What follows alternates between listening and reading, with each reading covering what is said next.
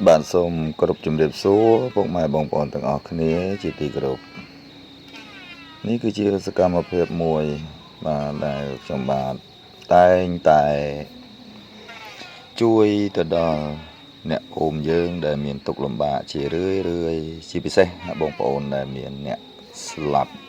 nước nông sâm chực rùa xà nà mùi trắng á bong mai bong bòn bà trắng nhâm tay tại cho rôm chui vơ nơi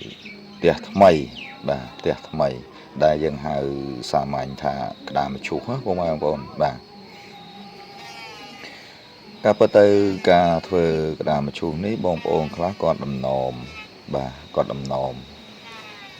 nồm á bà bông bông mà chùm nuồn còn đầm nồm mình thầm thầm mình chui thuê tới còn mình hiên từng từ các bài đàm chuột nằm phòng bà đây xa tay còn vô từ ta mà bay chùm nửa bà tayสำหรับខ្ញុំអត់គិតថាដំណំឬមិនដំណំទេបាទគឺខ្ញុំយល់ទៅតាមអ្វីដែលជាពុទ្ធអវាទព្រះសម្មាសម្ពុទ្ធជាព្រះបរមគ្រូនៃយើងបាទអញ្ចឹងបងប្អូនដែលមានសមាជិកគ្រួសារស្លាប់ខ្ញុំតែងតែចូលរួមជួយធ្វើជារឿយដោយសារតែខ្ញុំជាជាងឈើស្រាប់ផងនោះបាទអញ្ចឹងខ្ញុំតែងតែធ្វើបាទតែងតែធ្វើឲ្យបងប្អូនខ្លះក៏មកសួរខ្ញុំថាតើមានត្រូវរៀបលំដាប់អីឬមួយក៏ត្រូវការអីសម្រាប់កិច្ចរបស់ជាងដែលធ្វើជួងហ្នឹងទេបាទហើយខ្ញុំតែងតែប្រាប់ថាសម្រាប់ខ្ញុំមិនដែលមានរៀបស្អីទេបាទឲ្យតែមានឈើរីកូលមកខ្ញុំធ្វើហើយបាទមិនបាច់ចាំកពឹសកពឹសមិនការអីទេបាទសំខាន់ខ្ញុំគិតថាសេចក្តីល្អបាទសេចក្តីល្អឈ្នះអស់មាសនិងសត្រូវទាំងឡាយទាំងមនុស្សអាក្រក់និងអមនុស្សអាក្រក់បាទទាំងឡាយដែលយើងមើលមិនឃើញប៉ុន្តែខ្ញុំនិយាយនេះមិនមែនខ្ញុំប្រមាថទៅលើសេចក្តីប្រមាថដែលខ្ញុំមិនជឿឬមួយក៏ជឿទេណាបងប្អូនបាទខ្ញុំជឿ50ប៉ុន្តែខ្ញុំមិនជឿខ្លាំងលើសលប់ដល់ថ្នាក់អ្វីក៏ដែលមិនគួរធ្វើយើងត្រូវតែធ្វើនោះទេបងប្អូនណាបាទហ្នឹងហើយដោយវីដេអូនេះផងដែរខ្ញុំបានរៀបចំធ្វើបាទធ្វើហ្នឹងការពិតទៅតែម្នាក់ឯងសុទ្ធបាទដែលខ្ញុំគូសវាសកាត់ជាឈូសអីហ្នឹងបាទមានអ្នកចូលរួមបាទគាត់ជួយហុចម៉ាត់ហុចបន្ទាត់អីចឹងទៅបាទគាត់អត់ចេះកាន់ម៉ូទ័រអញ្ចឹងណាអញ្ចឹងក្តារនេះខ្ញុំធ្វើមួយថ្ងៃវោះល្ងាចពេញតែម្នាក់ឯងបាទទម្រាំរួចក៏ប្រលប់ហើយពុកម៉ែបងប្អូនបើមិនជឿកុំប្រមាថណាបាទដូចខ្ញុំនិយាយខាងដើមអញ្ចឹងបើមិនជឿកុំប្រមាថខ្ញុំនិយាយអំពីនៅពេលដែលខ្ញុំកំពុងតែធ្វើមឈូសហ្នឹងបាទនៅពេលដែលខ្ញុំធ្វើ view ពេកទៅខ្ញុំក៏មានអារម្មណ៍ថាធំក្លិនស្អុយណានៅពេលប្រលប់ព្រោះតទៅពេលប្រលប់បាទតម្រាំនឹងរួចមើលគ្នាអត់ចង់ឃើញបាទប៉ុន្តែខ្ញុំនៅតែព្យាយាមធ្វើអញ្ចឹងនៅពេលប្រលប់ហ្នឹងខ្ញុំចាប់ផ្ដើមធំក្លិនស្អុយហើយក៏ខ្ញុំចាប់អារម្មណ៍ថា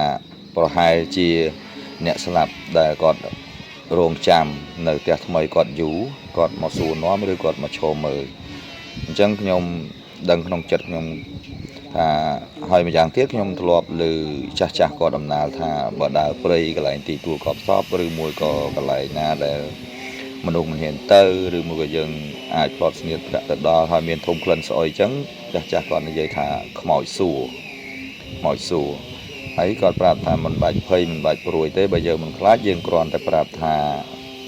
ខ្ញុំធ្វើដំណើរទៅនេះខ្ញុំធ្វើដំណើរទៅនោះអញ្ចឹងមិនបាច់សួរនាំអីទេយើងនៅភពផ្សេងគ្នាសូមសេចក្តីសុខរៀងខ្លួនទៅចោះនិយាយទៅប៉ុណ្្នឹងទៅយើងនឹងបាត់ធំក្លិនហើយបាទហើយយ៉ាងណាមិញងាកមកខាងខ្ញុំវិញខ្ញុំក៏ធំក្លិនបាទ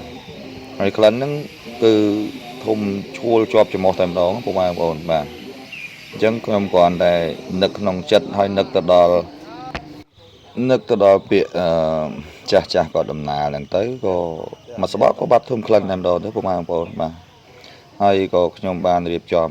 រួចរាល់ក៏ស្រែកឲ្យលោកប្រាប់ឲ្យលោកតាចាយកផ្ទះថ្មីហ្នឹងឡើងទៅលើផ្ទះទៅដើម្បីរៀបចំ ដាក់អ្នកស្លាប់នឹងឲ្យបានត្រឹមត្រូវហើយខ្ញុំក៏រួចរាល់បាទក៏លាម្ចាស់ផ្ទះដែលមានគ្រួសារស្លាប់ហ្នឹងមកផ្ទះទៅដើម្បីរៀបចំងូតទឹកសម្អាតកាយហើយពេលយប់ខ្ញុំទៅចូលរួមកំដរជាបន្តទៀតនេះជាទម្លាប់ខ្ញុំ